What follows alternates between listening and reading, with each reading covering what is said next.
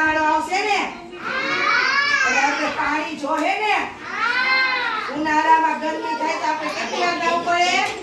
ત્રણ વાર. ત્રણ વાર નાવું પડે ને. હવે પાણી ભરેલો આકાશ જોવો હોય તો કેમ જોવાય? આ તપેલી ભરી છે ને પાણીની, ગોળ પાણી છે. પછી ઓલા સીસામાં હોય ઈ ગોળ. પછી આ હેઠો વહી જાય. આ ખોખામાં પાણી ભરે તો કેવું કહેવાય? ચોરસ.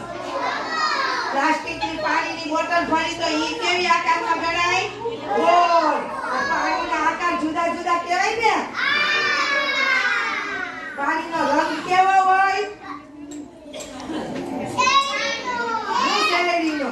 પાણીનો પાણી જેવો. આ તપેલી ભર્યું હોય તો દેખાય ને તપેલી. પાણીનો કોઈ રંગ હોય નહીં. પાણીનો આકાર કેવો હોય? જુદો જુદો. પ્લાસ્ટિકની બોટલ ભરો તો પાણી એના જેવું લાગે.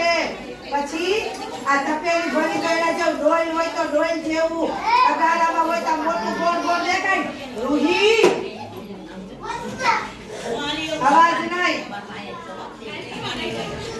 બધાએ પાણી આ શું કહેવાય? આ પાણી ભરેલું આને શું કહેવાય? તપેલી. તપેલીની અંદર શું ભર્યું છે?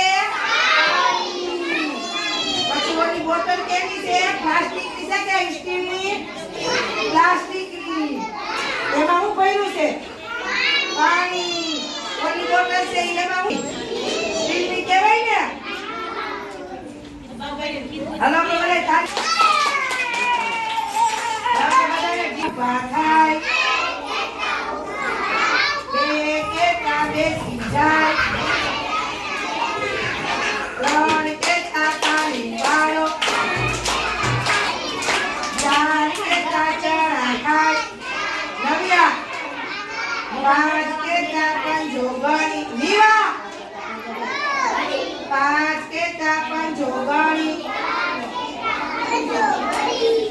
ઉમંગ. છ કેકા છત્રી ઓઢી.